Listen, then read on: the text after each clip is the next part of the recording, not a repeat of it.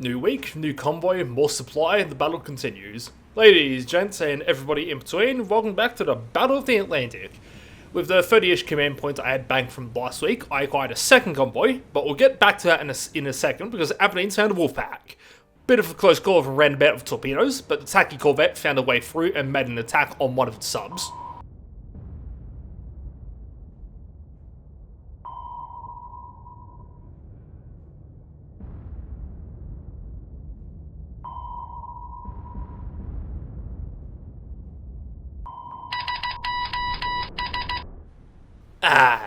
I love the smell of dead U-boats in the morning. Of course, it wouldn't be a normal day if the Luftwaffe didn't send out its entire remaining fleet of bombers in response to the first sighting of any ship. That said, it seemed like the previous week's clusterfuck of air battles had whittled down the German squadron somewhat, so the intercepts made were on singular lone bombers.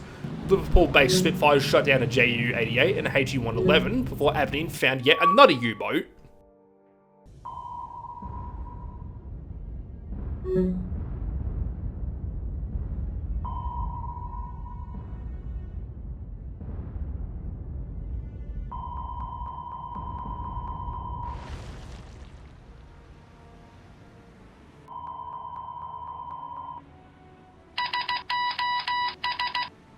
One massive barrage later, one more U-boat sunk.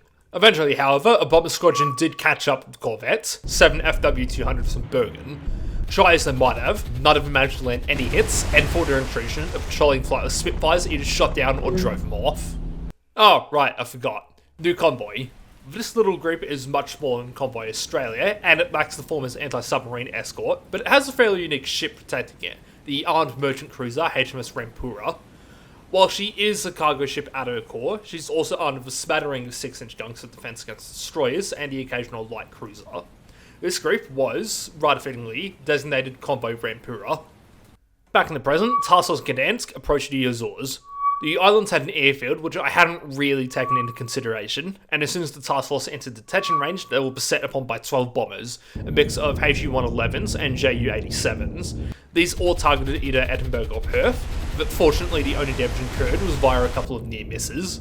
Just as the destroyers and cruisers were about to make landfall, the Battle of Reykjavik had finally ended almost 2 months after it started. That was a short-lived victory though, because on the Azores, there were a lot of troops defending the islands. Maybe 10,000 strong, plus supplies by my guess. Wisely, the task force picked up their troops and withdrew. Barely having turned for Iceland though, the bombers made another pass, this time targeting Bliskowitz and Wolfhound. By the skin of her teeth, Bliskowitz managed to avoid taking any hits, while Wolfhound similarly came out undamaged. Then, once they're out of detection range, a third wave came, now targeting Garland and Bliskowitz. For the third time in a row, all ships evaded everything thrown at them, and now that they were safely outside of detection range, the task force set sail for Iceland. In home waters, Resupply and was transiting the North Channel when U-boats made an attack. The supply ships safely evaded torpedoes, but the encounter had once again alerted the Luftwaffe, and now it looked like they'd regenerated their squadron numbers. Spitfires intercepted the wave of FW-200s, but with a gap in air coverage, Ju-88 soon made a run. Luckily, no hits were scored. The next wave to come didn't go for Resup 1, it went for Aberdeen. The corvette came extremely close to being hit, a near miss damaging her stern plates, but a near miss was far better than a hit. Spitfires and Londonderry, which were loitering to the north, dispatched the three offenders. Much further out, Spitfires, Hurricanes and Fulmars stationed at Biggin Hill and Liverpool intercepted and destroyed bombers from the more distant German bases. With the air raids seemingly having dispersed, Aberdeen was let loose on another U-boat, and after a bit of tricky manoeuvring,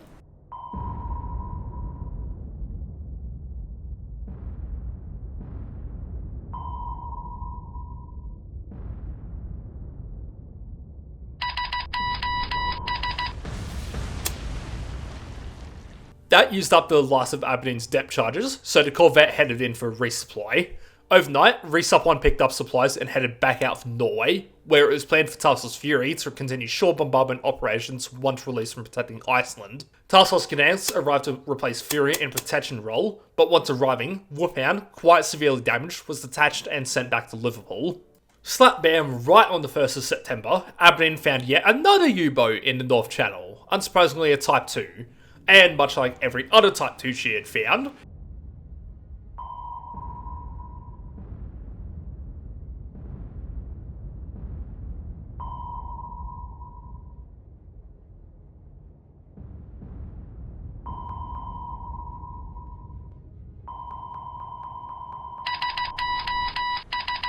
Aberdeen swiftly put the U-boat on the bottom. But, well, good thing I saved recently. Anyway, instead of sending Whoophound in for repair, she was instead directed to join Convoy and Rampura to give it at least some measure of protection against U-boats. She might have only had one gun, but her depth charge racks was stocked and fully intact. Nothing of any interest happened until about the morning of the 2nd of September, when my complete lack of survival instance led to Plymouth getting bombed. Second bomber group was heading for Liverpool, but these were handily dealt with by the base's Spitfires. Meanwhile, well west of Norway, Task Force Fury hovered outside of the detection range waiting for nightfall before heading in. However, before making it to Bergen, the group hit an encounter, unsurprisingly a wolf pack. Once this attack had been evaded, the cruisers headed in, made their attack, and for the first time had inflicted visible damage on the base, knocking the airfield down there a level. Moving north before heading back out to avoid that U-boat, they went to rearm at sea before heading back in, waiting for nightfall to make their run. Before that could happen, however, a scout plane spotted Resup 1. Float planes were launched to find the source, but Resup 1 soon came underneath bomber attack. The main supply ships, Ajax and Zanland, received all of the attention, but nothing hit the loaded transports. Of course, this wasn't the only wave to come, and soon a fresh wave hit the supply force. One flight targeted Ajax and Zanland, failing to score any hits, while a second flight went out looking for Furious, but these were intercepted by the carrier's fighters before they got close. Eventually, Skills and Furious found the origin of the German scout planes, a single target northeast of the carrier group. Swordfish was scrambled to attack this target, which turned out to be a seaplane tender escorted by a slow auxiliary ship. As was standard practice by now, the Swordfish split into 2 flights and attacked the seaplane tender from 2 directions. In total, 3 out of 8 torpedoes dropped slammed into the tender, inducing a heavy list and setting the ship ablaze. Shortly thereafter, the ship sank and the aircraft withdrew from the combat area. Of course, Task Force Fury and Resup 1 was still under air threat and were soon bumped by a squadron of BF-110s. Given both the number and quality disadvantage of my Gladiators versus those BF-110s, the fighters withdrew and let the AA guns of the various ships deal with the fighters. In the end, one BF-110 was shot down in return to minor damage to one of the small transports. Once night fell, the task force was making a run in on Bergen, but in the midst of this run, Shropshire and Norfolk hit an encounter.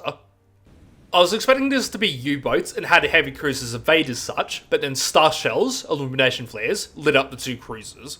Given that enemy submarines never engage in surface fights, this was instead a surface force. Shropshire spotted a small escort ship intending to engage her, so the heavy cruisers closed in. The ensuing battle was more of a swatting than it was an actual battle. At just past 5,000 yards, Shropshire engaged a much smaller auxiliary, blowing her apart in short order.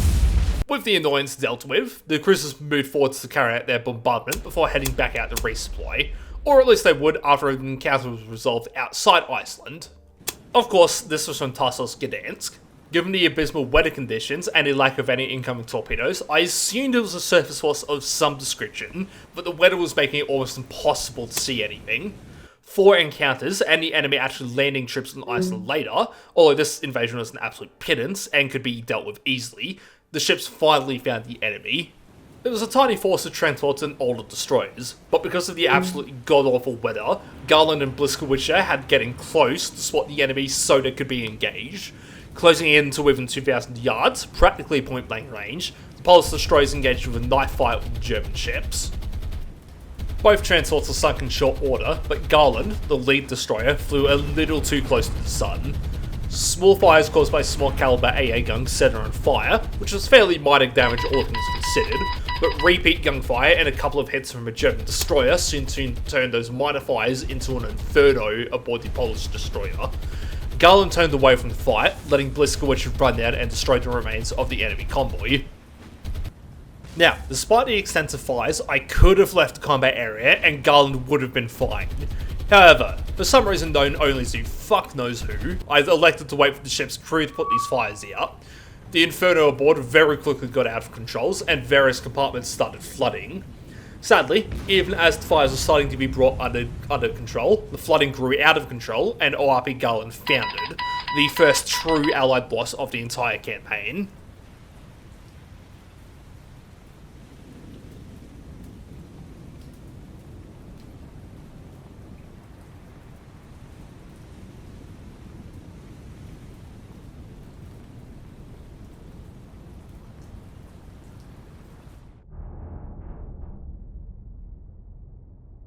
In spite of the loss of a fleet destroyer owing to my overwhelming hubris, the mission went on.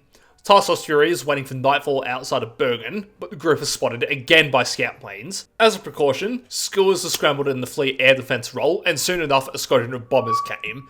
However, the J-88 spawned alarmingly close, giving the interceptors very little time to make contact.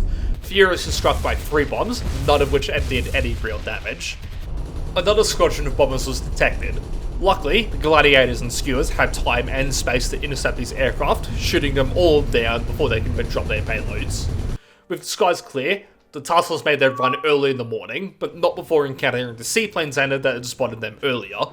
The destroyers Somali, Cossack and Maori turned close to the seaplane tender, while fighters shot down one of the tender's scout planes.